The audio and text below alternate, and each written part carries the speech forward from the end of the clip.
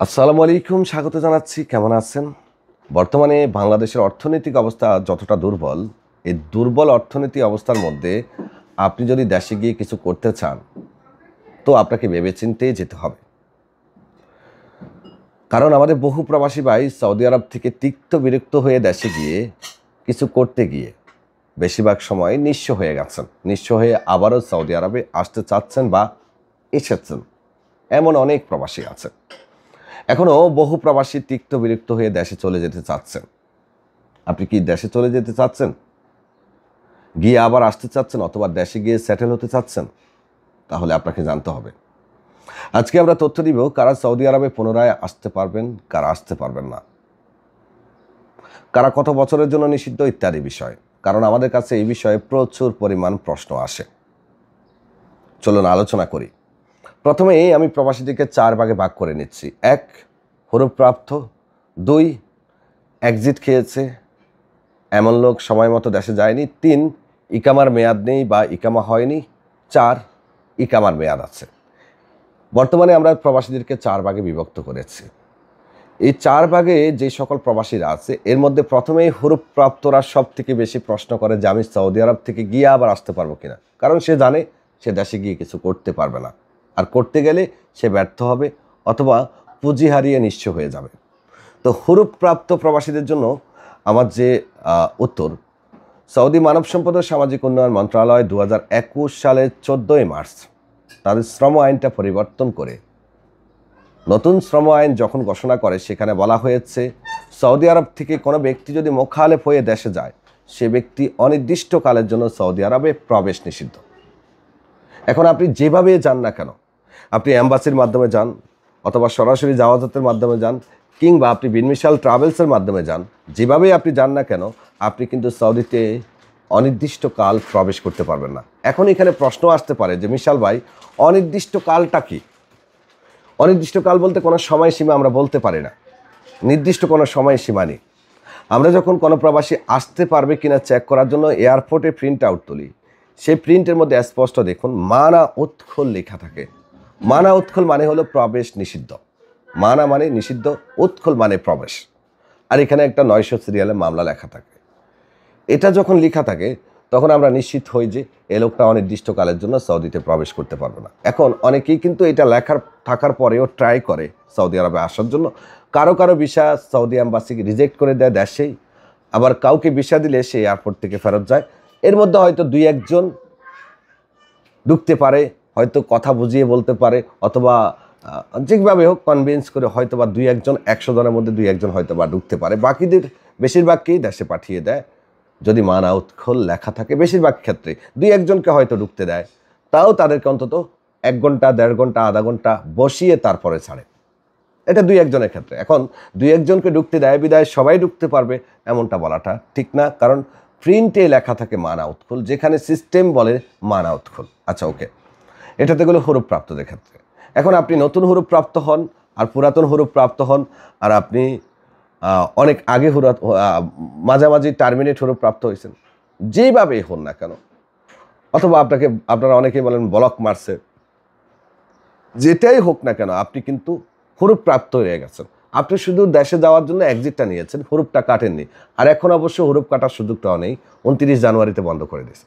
So এই মুহূর্তে আপনি হরুপ প্রাপ্ত হলে দেশে যেতে পারবেন, কিন্তু আপনি আসতে পারবেন না। ভাই, আমি ব্যবসা করি, আমরা হরুপ এক্সিট লাগাই। আমরা 100 টাকা লাভের জন্য আপনার লাইফটাকে নষ্ট করতে চাচ্ছি না। আমরা সত্যটা আপনাকে বলে দিচ্ছি, সিদ্ধান্ত আপনার। আপনি কি আমাদের মাধ্যমে লাগাবেন এক্সিট? লাগাইতে চাইলে আমাদের মাধ্যমে লাগান, আমরা পাঠিয়ে দিতে পারবো, কিন্তু আসতে পারবেন না। এরপরে আসেন যারা এক্সিট খাইছে। কফিল এক্সিট দিছে, সময় মতো দেশে যায়নি। এক্সিটও এখন বর্তমানে 2 ধরনের। একটা হলো রুখসাতুল আমেল খুরুজ নেহায়া। কফিল ইকামা বানানোর সময় মুক্তবাল আমেলের সিস্টেম বাতিল করে ইকামা করেছে, যেটাকে আমরা বলি মালগি, সেটা। আরেকটা হলো কফিল দেশে যাওয়ার জন্য এক্সিট দিছে, খুরুজ নেহায়া, যাওয়াজাত সিস্টেমে। এই দুইটা।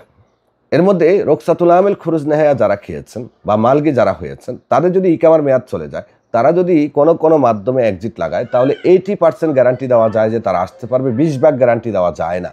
কারণ অনেকে আবার এয়ারপোর্টে ঝামেলা করেছে। সেক্ষেত্রে আমরা 80 ভাগের কথা বলতে পারি যে এই লোকটা 80 ভাগ চান্স আছে আসতে পারবে। তবে তার এক্সিটটা অবশ্যই মুক্তবাল আমেলের সিস্টেমে বৈধ প্রক্রিয়াতে যে কোনো অফিসের মাধ্যমে লাগাইতে হবে, অথবা নিজে মুক্তবাল আমলে ট্রাই করতে হবে, কিংবা আমাদের সাথে যোগাযোগ করবেন। এবার আসুন, ফাইনাল এক্সিট যারা খেয়েছে, দেশে যাওয়ার জন্য কপিল এক্সিট দিয়েছে, 60 দিন সময় ছিল, যায়নি, এই ধরনের লোকদের ক্ষেত্রে দুইটা সিস্টেমে এক্সিট লাগে। আগে কিন্তু এই সিস্টেমটা ছিল না, এখন চালু হয়েছে, বেশি দিন হয়নি। একটা হলো মোরহাল সিস্টেম, যে সিস্টেমে আপনি শুধুমাত্র আপনার যে 1000 রিয়াল জরিমানা আছে সেটা দিয়ে আপনি এক্সিটে যাবেন, কিন্তু আপনি পুনরায় সৌদিতে প্রবেশ করার কোনো চান্স নেই। শুধু জরিমানা দিয়ে আপনি এক্সিটটাকে রি-এক্সিট করে চলে যাবেন 1000 রিয়াল জরিমানা দিয়ে। সেটা আপনি নিজেও করতে পারেন জাওয়াজাতের মাধ্যমে, অথবা এম্বাসি থেকে কাগজ নিয়ে, কিংবা বাহির থেকে টাকা বেশি দিয়েও আপনি করতে পারেন। এটা হলো মোরহাল সিস্টেম। আরেকটা হলো মুক্তবাল আমেল সিস্টেম। মুক্তবাল আমেল সিস্টেমটা কি? মুক্তবাল সিস্টেম হলো যে আপনার বকেয়া মুক্তবাল আমেলের যে ফি আছে সেটা পেমেন্ট করা হবে, মুক্তবাল আমেলের যে পেমেন্ট পিন সেটা বের করা হবে, তারপরে মুক্তবাল আমেলের সমস্ত পেমেন্ট পে করা হবে, করার পরে আপনার জাওয়াজাতে যাবে, জাওয়াজাতের যে ফি আছে সেটা পেমেন্ট করা হবে, তারপরে আপনার এক্সিটটা লাগবে। এটা একটা লং প্রসেস, তবে এক্সিটটা সম্পূর্ণ বৈধ প্রক্রিয়ায় হয়, এবং এই প্রক্রিয়াতে গিয়ে আসা যায়। যারা এক্সিট খেয়েছেন তাদের কথা বলছি, হুরুবের লোকের কথা না, এক্সিট খাওয়া লোকদের কথা। 3 নম্বরে হলো যাদের ইকামার মেয়াদ নেই, তৃতীয় ক্যাটাগরির প্রবাসী, বা ইকামা হয়নি।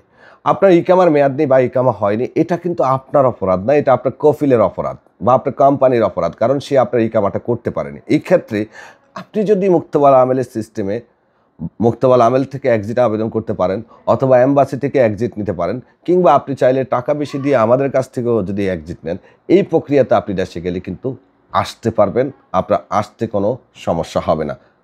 খেয়াল রাখবেন, ইকামা এক্সপায়ার লোকেরা দেশে গিয়ে আসতে পারে। এরপর হলো 4 নাম্বার, যাদের ইকামার মেয়াদ আছে। আপনার কফিল আপনাকে যদি ইকামার মেয়াদ থাকা অবস্থায় এক্সিট দেয়, তাহলে সেটা সম্পূর্ণ বৈধ এক্সিট। আর এই বৈধ এক্সিট প্রক্রিয়াতে আপনি দেশে গিয়ে নতুন বিষয় আসতে আপনার কোনো সমস্যা হবে না, যদি আপনি পাসপোর্টের কোনো তথ্য পরিবর্তন না করেন, পাসপোর্টে কোনো গরমিল না রাখেন, তাহলে আপনি অনায়াসে সৌদিতে যে কোনো সময় যে কোনো ভিসাতে ঢুকতে পারবেন। এখন আসুন আরেক ক্যাটাগরি, সেটা হলো যে যারা দরা দিয়ে যাচ্ছেন, বা পুলিশ যাদেরকে ধরে পাঠাচ্ছে। পুলিশ যাদেরকে ধরে পাঠায় তাদেরকেও মোরহাল নাম্বার দিয়ে বা একটা ওয়াফিদিন নাম্বার দিয়ে 900 সিরিয়ালের বা 700 সিরিয়ালের নাম্বার দিয়ে দেশে পাঠায়। পুলিশ ধরলে কিন্তু একটা মামলা দিয়ে দেশে পাঠায়, একটা রিজন না দেখালে কিন্তু তাকে দেশে পাঠানো যায় না। তো সেক্ষেত্রেও আপনি অনির্দিষ্টকালের জন্য নিষিদ্ধ হচ্ছেন। আর এটা হতে পারে 3 বছর, হতে পারে 5 বছর, হতে পারে 10 বছর, আমরা জানি না, সিদ্ধান্ত আপনার। আমরা শুধু বলে থাকি যে ভাই আমাদের এখানে লেখা আছে, এটা আমরা আপনাকে এটুকুই বলতে পারি, লেখার বাইরে কিছু বলার ক্ষমতা তো আমার নাই। এখন কেউ যদি ভাগ্যবশত 2-1 জন ঢুকে যায়, তাদের উপরে ভিত্তি করে আমরা সবাইকে বলতে পারি না যে আপনি চলে আসেন, এটা হয় না। নাহলে উল্টা আপনি প্রতারিত হবেন, কারণ এয়ারপোর্ট থেকে আপনাকে ফেরত পাঠাতে পারে, আপনার নসিব হয়তো ভালো নাও হতে পারে ওর মতো, অথবা আপনি বোঝাইতে নাও পারতে পারেন। এই জন্য ধন্যবাদ, ভালো থাকবেন, আল্লাহ হাফেজ।